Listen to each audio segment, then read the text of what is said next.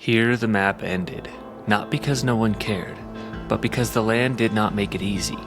Nothing about these mountains announces itself. They rise quietly, simple, but with a presence that suggests they were never meant to be found quickly. Among all the mountains in the Plateau province, none are more mysterious in origin or striking in solitude. We climbed into a region hitherto unknown, a country that no geographer had charted and no trapper had ever fully crossed, and from the summit we looked out upon a land that until this day had been a blank upon the maps. Just imagine riding into a country so empty that an entire range lay unknown, unseen, and unnamed. In this rare expanse of Utah desert, there's a peculiar combination of extreme climate, profound remoteness from almost any economic incentive, even to this day, and a rugged labyrinth of impassable slot canyons, cliffs, and mesas that had kept these mountains and the surrounding desert veiled in a cartographic mystery, concealing eons of geologic processes that would lead geologists to entirely new, groundbreaking discoveries, and hiding thousands of years of ancient human stories.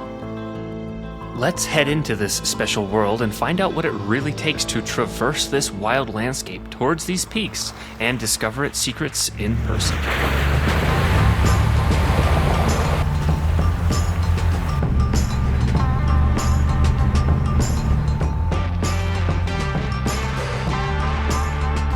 Welcome to South Central Utah.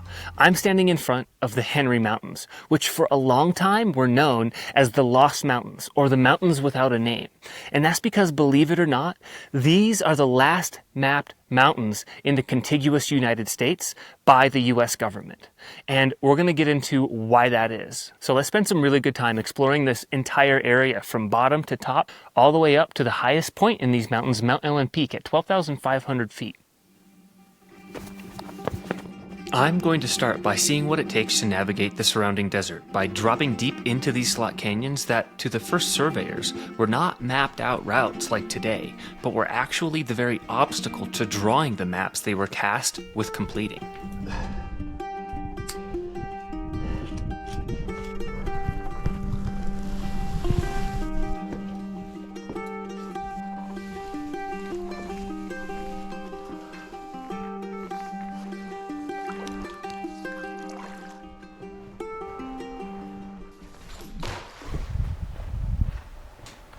These walls are the lithified remnants of vast dunes that once marched across an ancient desert.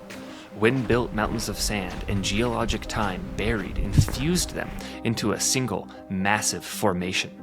The crossbedding in the walls around me are the preserved slip faces of long-vanished dunes that we now call the Navajo sandstone, which is particularly equipped to create deeply cut and winding slot canyons.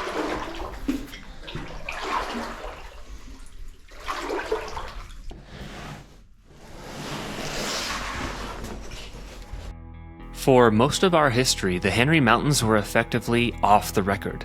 They sit in the most rugged core of the Colorado Plateau, a place that fought back against anyone who tried to measure it. Every direction you look, there's another wall, high desert mesas, cliff-banded slopes, and canyon systems that twist into a labyrinth with no easy exits. So, a place like this, with no big river running through it, no easy access, and no existing routes, was on an entirely different level of difficulty. And on top of that, no one with power or money had a reason to care. Most of the West was mapped because somebody wanted something. They were hunting for gold, scouting routes for railroads, or searching for land to farm and graze. But the Henry Mountains don't play nice. The soils weren't promising for big farms. The grazing was poor compared to other regions. There were no rumors of rich mineral strike, no easy way to haul goods in or out, so frontiersmen and settlers did something very intentional. They completely avoided it. As I navigate this canyon moving closer to the peaks, I'm moving through a place that fought off both economics and convenience. A place that was too dry, too rough, too remote, and too unprofitable to lure in the usual wave of settlers. And that is the crucial detail to understand.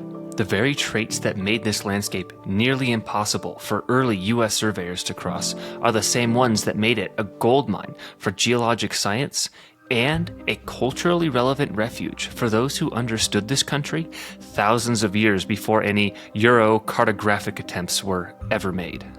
From a modern geologist's point of view, the naked systems of canyons are historical cross-sections to read Earth's history like the rings of a tree. If you step back even further in time, these corridors also anchored symbolic and artistic lives, with the finest preserved examples of barrier canyon-style rock art, with life-sized anthropomorphic figures painted in the alcoves above the canyon floors.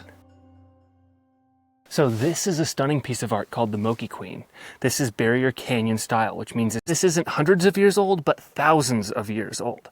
And it's not a petroglyph, this is a pictograph. So think of petroglyphs as being pecked into the rock. This is painted on with a red pigment. These are some of the most ancient painted stories on the Colorado Plateau, easily more than 3,000 years old, when migratory desert archaic hunters moved through this landscape with the seasons. Continuing closer to the foothills of the mountains, the land begins to break apart into a maze of ridges and fluted slopes that look like dunes, but they weren't formed by wind-deposited sand. They were eroded out of the layers of soft Mancus shale, creating this badland of hills guarding the base of the mountains. And hidden within these hills lie the trace of another human story entirely. The Fremont people, who have a distinct culture and occupied these hills more recently. So we made it through those hills and up on top of this bluff, right next to this ephemeral stream that comes directly out of the Henry Mountains. And this circular depression right in front of me is the ancient remnants of a pit house. Now, a pit house essentially is this like semi-subterranean dwelling, and you can find them all across the Colorado Plateau, but they're typically from 900 to 1,500 years old, give or take. And I'm thinking this might have been a seasonal base camp because this is a very strategic location. Now, it's right next to the stream, like I said, but it's totally dry, and I bet it's dry for most of the year, except for in the spring when all of the snowmelt comes out of the Henry Mountains. I bet this is a reliable source of water. So potentially good hunting grounds. Maybe there was some farming around here. They did do some farming as well, but we do need to be very careful. I'm not going to be stepping inside or on any remnants of this structure. So we'll kind of walk around the outside, the perimeter of this area, and see what we can find. So let's snoop around. Along the bluff's edge, there's a raised pile of rocks that feels like an old refuse spot. A place where they tossed what they didn't need anymore because as I started picking through it, I found a whole spread of fascinating artifacts tucked within the stones. Look at this, a nearly perfect arrowhead made of quartz. All right, so.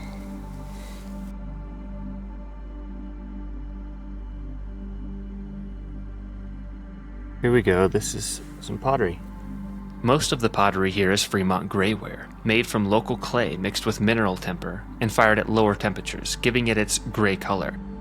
They're corrugated, which makes the pots stronger, helped them heat evenly over a fire and made them easier to grip.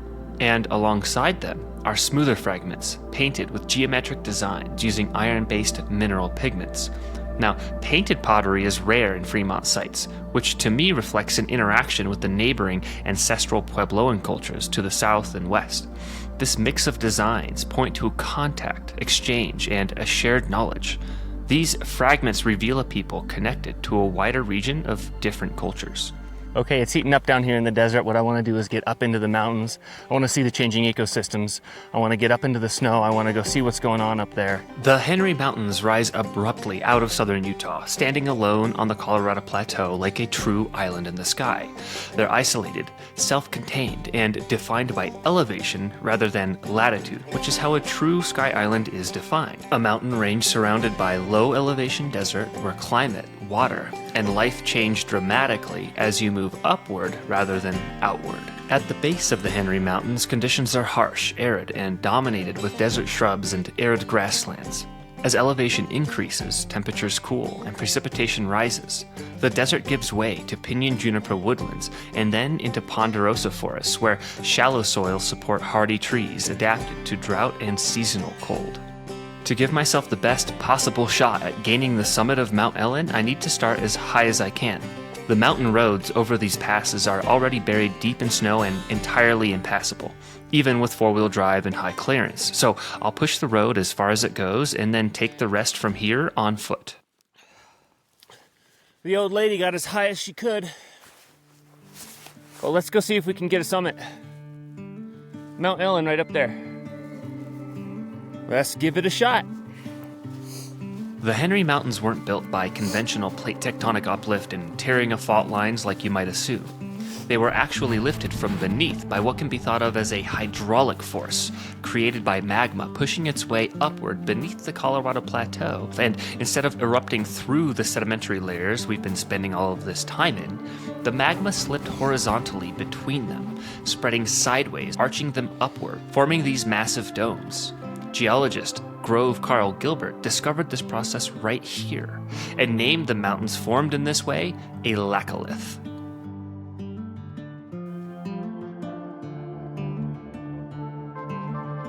As I climb higher on Mount Ellen, I'm also climbing deeper into winter. The temperature drops and the snow gets deeper, while at the same time, the Utah desert stretches out below me, dry, warm, and still basking in the sun. The mountains rise nearly 7,000 feet above the surrounding desert, which create this sharp transition in climate over a very short horizontal distance. The snow accumulated here during the winter is stored in its frozen state until spring, acting like a natural water tower to feed canyons and meadows far below many months from now. The desert beneath me depends on this mountain weather, even though it exists in direct contrast to it.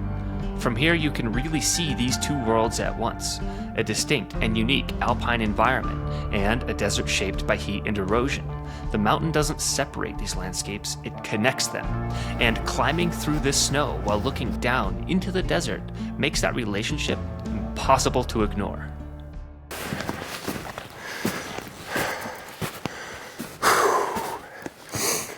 Okay, we are right at tree line. And our summit is probably around another 500 feet or so, but it's all very exposed. And I'm playing the conditions by ear. I'm feeling really lucky. Not much wind, big bright sun, no clouds, and no weather predicted in the forecast. It's getting pretty cold. Air is getting thin. We also have this really interesting thing that's happening.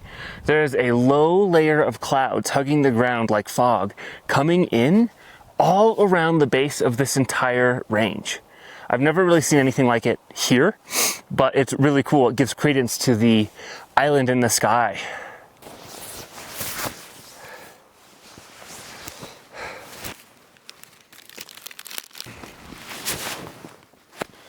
All right, let's bust out of this tree line.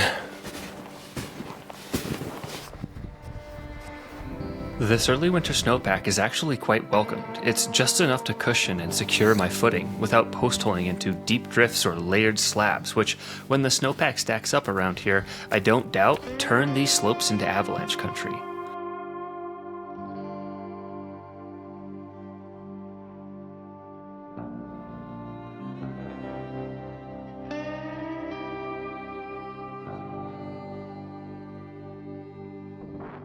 The higher you climb here, the wider the world gets and the lonelier it feels. 8 billion people on the planet, and I'm the only one on the mountain today.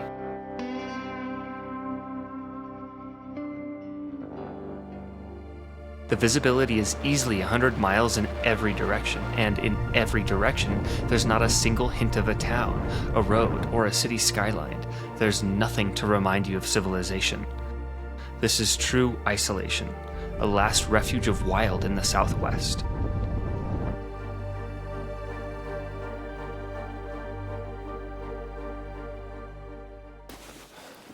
Woo!